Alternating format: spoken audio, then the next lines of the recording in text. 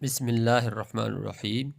حضرت عمر بن خطاب رضی اللہ عنہ سے روایت ہے کہ انہوں نے فرمایا کہ دعا آسمان اور زمین کے درمیان ہی رکی رہتی ہے، اوپر نہیں جا سکتی جب تک کہ نبی کریم صلی اللہ علیہ وسلم پر درود نہ بھیجا جائے۔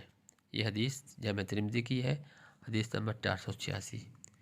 اس میں فرماتے ہیں کہ اس حدیث میں یہ ہدایت فرمائی گئی ہے کہ دعا کرنے والے کو چاہیے کہ پہلے اللہ تعالیٰ کی حمد و ثنا کرے اور رسول اکرم صلی اللہ علیہ وسلم پر درود بھیجے، اس کے بعد اللہ تعالیٰ کے حضور میں اپنی حاجت عرض کرے۔ حضرت عمر رضی اللہ عنہ کے اس ارشاد سے معلوم ہوا کہ دعا کے بعد بھی رسول اکرم صلی اللہ علیہ وسلم پر صلوات بھیجنی چاہیے، وہ دعا کی قبولیت کا خاص وسیلہ ہے۔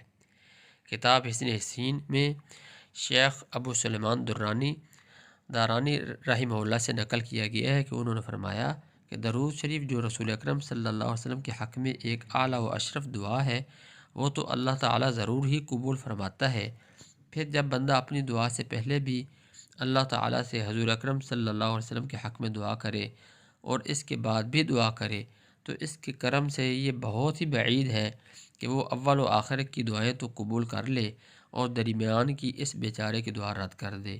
اس لیے پوری امید رکھنی چاہیے کہ جس دعا کے اول و آخر رسول اکرم صلی اللہ علیہ وسلم پر صلوات بھیجی جائے گی وہ انشاءاللہ ضرور قبول ہوگی۔